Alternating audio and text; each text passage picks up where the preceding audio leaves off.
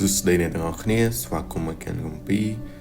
នេះគឺជាវីដេអូដំបូងហើយក៏ជាវីដេអូទី1នៅក្នុង Channel កំពីដែរហើយគោលបំណងនៃការបង្កើតនៅ Channel កំពីនេះឡើងគឺគ្រាន់តែចង់ចែករំលែកនៅរឿងរ៉ាវរន្ធត់ញាប់ញ័រជាច្រើនដែលខ្ញុំបានជួបប្រទះក៏ដូចជាចែករំលែកនៅរឿងរ៉ាវជាច្រើនដែលប្រិយមិត្តទាំងអស់គ្នាចែករំលែកមកកាន់ខ្ញុំហើយខ្ញុំបាននិទានក៏ដូចជាចែករំលែកទៅកាន់អ្នកទាំងអស់គ្នាបន្តទៀត Channel នេះគោលបំណងគឺផលិតនៅរឿងរន្ធត់ចែកជូនដល់ប្រិយមិត្តទាំងអស់គ្នាហើយរឿងទាំងអស់នេះសុទ្ធសឹងតែជារឿងពិតជាពិសេសដំបូងនឹងខ្ញុំនឹងចាប់ផ្ដើមនិយាយពីរឿងរ៉ាវពិតដែលជួបប្រទះផ្ទាល់លើខ្ញុំតែម្ដងរឿងដែលខ្ញុំជួបប្រទះតាំងពីតូចមកដល់បច្ចុប្បន្នវាមានរឿងច្រើនមែនទែនហើយធានាថាសុទ្ធសឹងតែជារឿងពិត 100% ហើយចំពោះរឿងដែលចែករំលែកថ្ងៃនេះគឺខ្ញុំចង់និយាយរៀបរាប់ពីប្រវត្តិខ្ញុំផ្ទាល់តាំងពីក្មេងមកដល់បច្ចុប្បន្នហើយថាតើពេលណាដែលខ្ញុំចាប់ផ្ដើមមើលឃើញនៅពួកអមនុស្សទាំងអស់ហ្នឹងហើយខ្ញុំជួបអីខ្លះបន្ទាប់ពីខ្ញុំបានមើលឃើញអញ្ចឹងយើងចូលសាច់រឿងទាំងអស់គ្នានៅកំឡុងឆ្នាំ2000ប្រហែលជា2010 2011ខ្ញុំមានអាយុប្រហែលជា9ឆ្នាំហើយពេលហ្នឹងកាលនៅពីក្មេងខ្ញុំជាមនុស្សម្នាក់ដែលខ្លាចខ្មោចខ្លាំងមែនទែនឲ្យទៅឮភ្លេងខ្មោចសូម្បីតែឮភ្លេងខ្លងខែកនៃគេហៅខ្មោចក៏ខ្ញុំយំដែរប៉ុន្តែនៅកំឡុងពេលមួយពេលហ្នឹងគឺខ្ញុំផ្ទះរបស់ខ្ញុំគឺជាផ្ទះថ្មហើយ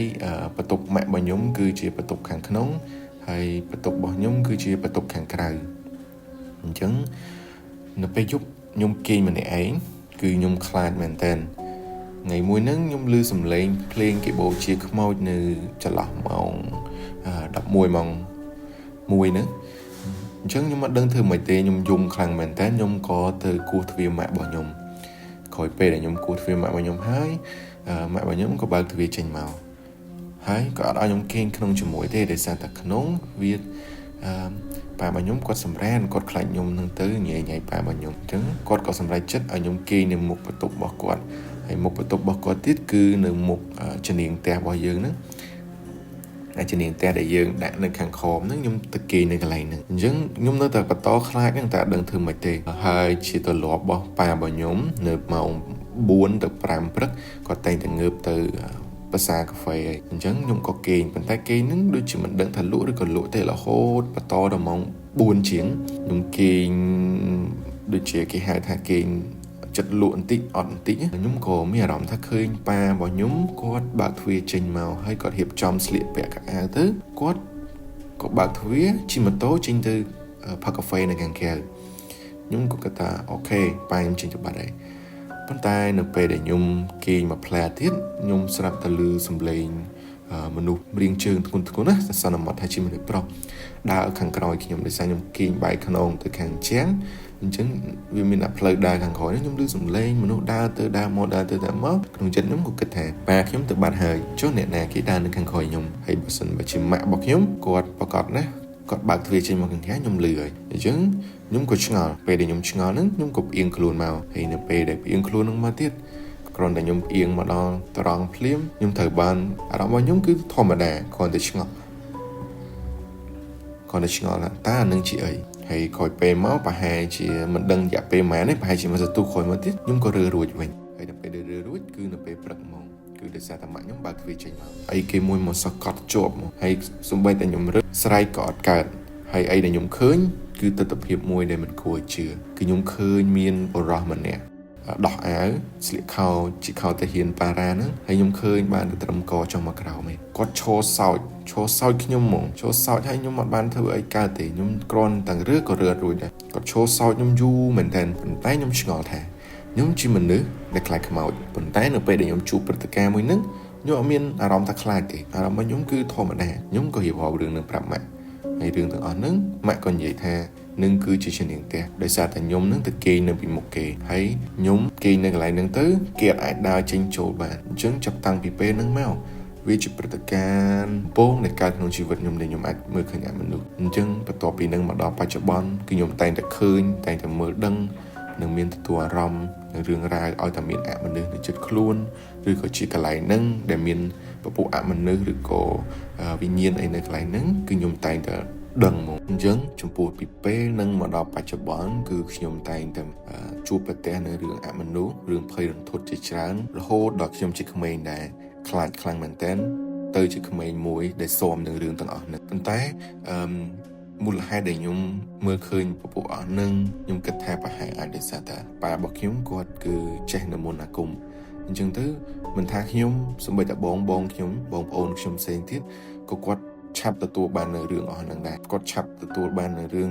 វិញ្ញាណឆាប់ដឹងឆាប់មើលឃើញនៅគ្រប់ទីកន្លែងដែលពួកយើងទៅមិនថានៅក្នុងព្រៃឬក៏នៅទីកន្លែងណាទេភាគច្រើនដែលទៅគឺតែងតែឃើញប៉ុន្តែខ្ញុំអត់ដែរនិយាយប្រាប់អ្នកណាដោយសារតែគិតថាវាគឺជារឿងដែលមិនគួរឲ្យជឿយ៉ាងច្រើនខ្ញុំនិយាយប្រាប់ម៉ាក់របស់ខ្ញុំដោយសារតែម៉ាក់របស់ខ្ញុំគាត់ជឿជាក់នៅរឿងអស់ហ្នឹងដែរដោយសារគាត់ធ្លាប់ឃើញធ្លាប់ដឹងសូម្បីតែបងប្រុសប៉ុន្តែចំពោះមិត្តភ័ក្តិគឺខ្ញុំអត់ដែរបាននិយាយប្រាប់អ្នកណាទេដោយសារតែគេអត់ជឿទេអញ្ចឹងគោលបំណងរបស់ខ្ញុំបង្កើត channel នេះឡើងគឺគ្រាន់តែចង់ចែករំលែកនៅបទពិសោធន៍មួយដែលខ្ញុំជួបប្រទះផ្ទាល់ហើយគិតថាវាគឺជារឿងពិតដើម្បីចែកទៅដល់ប្រិយមិត្តទាំងអស់គ្នាដោយសារតែគិតថាវាជារឿងពិតនឹងហើយគឺខ្ញុំសម្រេចចិត្តផលិតនៅ channel នេះដើម្បីចែកជូននៅបទពិសោធន៍ពិតជូនទៅដល់ប្រិយមិត្តទាំងអស់គ្នាបានស្ដាប់នៅរឿងរ៉ាវពិតជាវាការស្ដាប់នៅរឿងរ៉ាវប្រឌិតឬក៏គ្រាន់តែជារឿងរ៉ាវឮតអញ្ចឹងយើងតទៅមករឿងទៀតបន្ទាប់ពីនឹងមកបានប្រហែលជាមួយឆ្នាំអញ្ចឹងបន្ទាប់ពីនឹងមករយៈពេលមួយឆ្នាំខ្ញុំត្រូវបានម៉ាក់របស់ខ្ញុំបញ្ជូនខ្ញុំឲ្យទៅនៅផ្ទះជាមួយនឹងកុងជាមួយនឹងម៉ែរបស់ខ្ញុំហើយផ្ទះកុងម៉ែរបស់ខ្ញុំហ្នឹងគាត់នៅតែ2នាក់ទេដោយសារថាពេលហ្នឹងកុងរបស់ខ្ញុំគាត់ចាប់ផ្ដើមមានអាការៈចាស់ជរាគាត់អាយុ90ជាងហើយយើងគាត់ចាស់ជរាគាត់ធ្វើការអត់កើតហើយគាត់ដើរអត់សូវបានទៀតអញ្ចឹងក៏ត្រូវការខ្ញុំទៅបម្រើដោយសារខ្ញុំរៀងធំដែរហើយពេលហ្នឹងអាយុខ្ទង់10ឆ្នាំជាងអីអញ្ចឹងខ្ញុំក៏ទៅនៅផ្ទះកុងម៉ែរបស់ខ្ញុំប៉ុន្តែខ្ញុំចង់ឲ្យប្រិមត្តទាំងអស់គ្នាសម័យនៅទស្សនវិជ្ជាផ្ទះហ្នឹងតិចផ្ទះកុងម៉ែរបស់ខ្ញុំគឺជាផ្ទះឈើខាងក្រោមផ្ទះខាងលើមានជាន់ខាងលើហើយខាងក្រោយរបស់គាត់គឺជាព្រៃឆ្ងាយមែនតើគេហៅថាទួលកប់ខ្មោចហ្នឹងនៅខាងក្រោយហើយវាមានដើមព្រីងមួយនៅចំកណ្ដាលដីឆ្ងាយប្រហែលជា50ម៉ែត្រពីដីពីផ្ទះហ្នឹងហើយសងខាងនៅផ្នែកខាងឆ្វេងដៃគឺព្រៃសុទ្ធដែរហើយប្រហែលជា50ម៉ែត្រយើងមានគេហៅសាលាឆទានមួយហើយសាលាឆទានហ្នឹងចាស់ជរាបាក់បែកមែនតើហើយនៅខាងស្ដាំដៃក៏មានព្រៃដែរប្រហែលជាខ្ទង់100-200ម៉ែត្រគឺអត់មានផ្ទះទេដោយសារជំនាន់ហ្នឹងគឺនៅក្នុងភូមិអត់សូវមានផ្ទះទេផ្ទះមួយដាច់ដោយឡែកពីគ្នាហើយអញ្ចឹងដល់ពេលដែលខ្ញុំទៅដល់ខ្ញុំគេងយប់ឡើងខ្ញុំខ្លាចមែនតើខ្លាចផ្ទះរបស់គាត់បើសិនជាអត់មានគេនៅផ្ទះទេខ្ញុំអត់ដែរហ៊ានចូលផ្ទះម៉ែកុងរបស់ខ្ញុំដែលអត់មានមនុស្សទេអញ្ចឹងខ្ញុំទៅគេងហើយនៅពេលដែលគាត់ឲ្យខ្ញុំទៅគេងគឺយើងគេងនៅខាងក្រោមផ្ទះជុំគ្នាគឺកុងរបស់ខ្ញុំគាត់គេងនៅលើក្តារងឿបន្ទាប់មកទៀតក្តារងឿមាន2ហ្នឹងគឺម៉ារបស់ខ្ញុំមួយកុងរបស់ខ្ញុំមួយហើយនៅខាងក្បាលដំណេកកុងរបស់ខ្ញុំហ្នឹងមានគ្រែមួយខ្ញុំគេងនៅកន្លែងហ្នឹងហើយខ្ញុំចេះតែឆ្ងល់ថាថ្ងៃដំបូងដែលខ្ញុំទៅគេងនៅហ្នឹងនឹងបងប្អូននឹងឃើញខ្ញុំឃើញអីគឺខ្ញុំនៅម៉ោងពេលយប់ប្រហែលជាម៉ោងមិនចាំទេបែរម៉ោង1ម៉ោង2ហ្នឹងខ្ញុំគេងធម្មតាហ្នឹងវាប្លែកកន្លែងអញ្ចឹងខ្ញុំគេអត់សូវលក់ទេខ្ញុំគេងបែរខ្នងខ្ញុំក៏ឮសំឡេងសម្រាប់ជើងមនុស្សដើរទៅដើរមក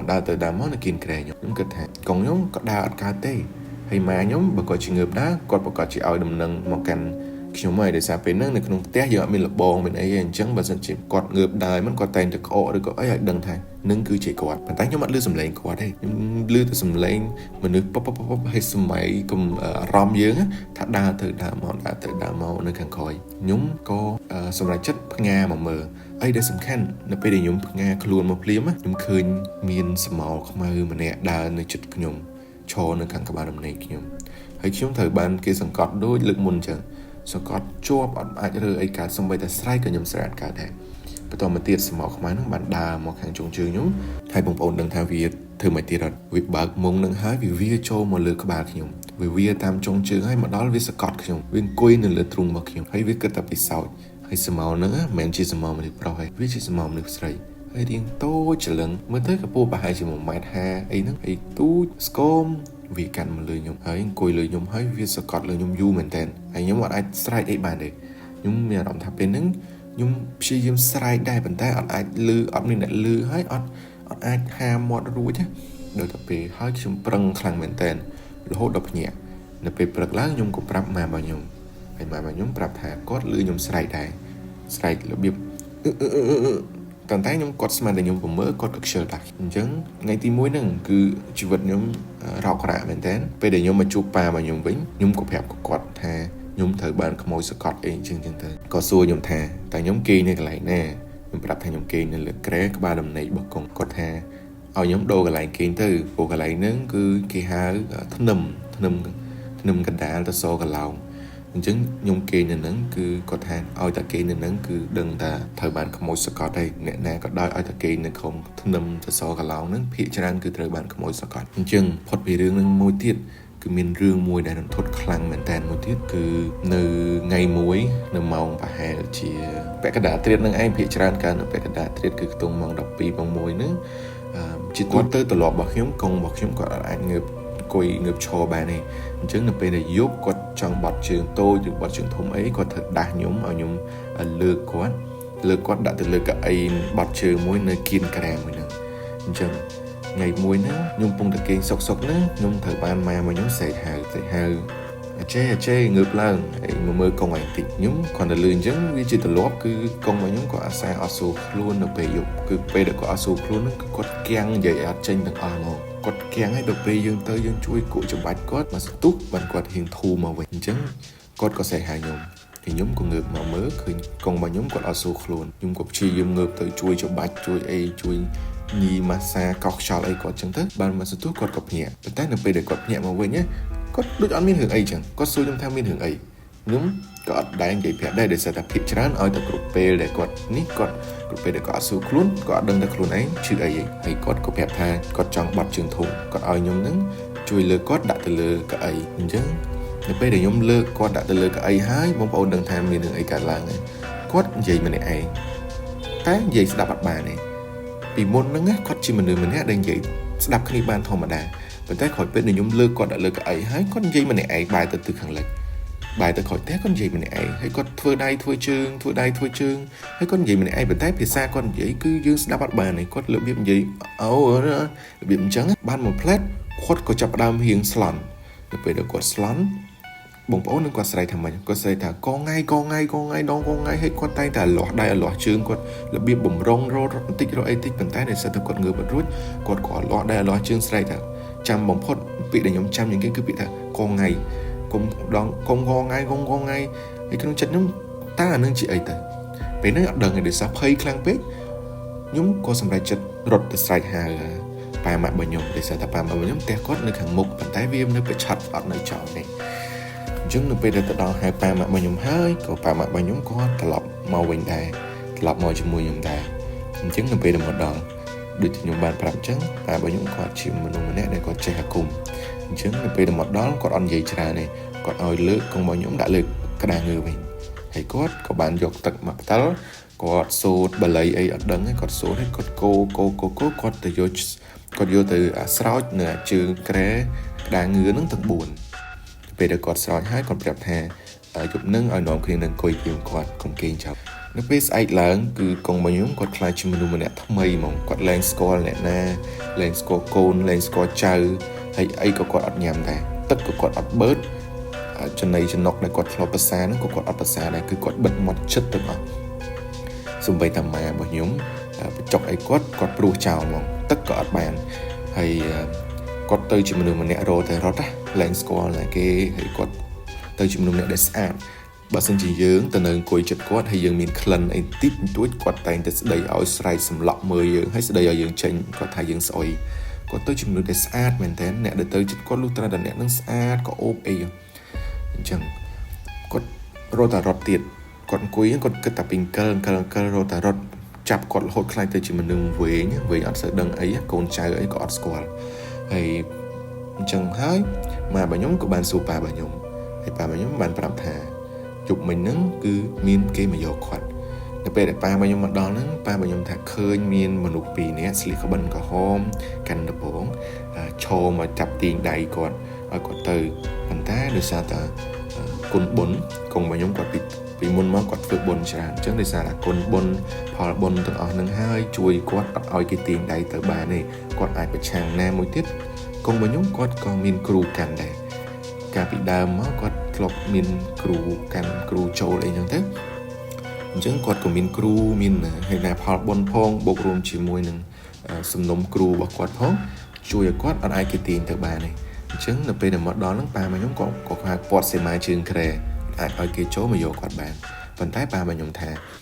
រឿងតទៀត គាត់ត្រូវចរចាជាមួយគេសិនចរចាជាមួយខាងអ្នកមកយកសិនដើម្បីដឹងថាកូនខ្ញុំអាចនៅទៀតឬក៏អត់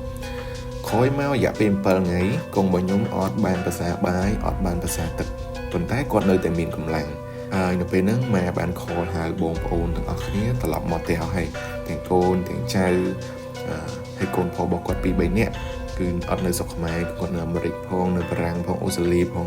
ខលមកជុំគ្នាទាំងអស់ដោយសារគិតថាគាត់កម្លាំងតិចហើយតែជាក់ស្ដែងគាត់អត់ប្រសើរអីទាំងអស់តែគាត់នៅតែមានកម្លាំងតែមានកម្លាំងនឹងមានកម្លាំងដោយពេលវាពេលគាត់គេងស្ងៀមអញ្ចឹងបើកភ្នែកឡងអត់និយាយទាំងអស់តែពេលខ្លះដែលគាត់មានគឺគាត់ស្ទុះឡើងហើយកង្កលរត់ទៅក្រោយហ្មងយើងនងគ្នាចាប់លួងគាត់អីទៅឲ្យគាត់សម្រាប់វិញហើយអីដែលគាត់បានគឺមានតែសេរ៉ូមសេរ៉ូមជាតិសាច់ជាមួយនឹងសេរ៉ូមទឹកដោះគោដែលយើងដាក់អីហ្នឹងអញ្ចឹង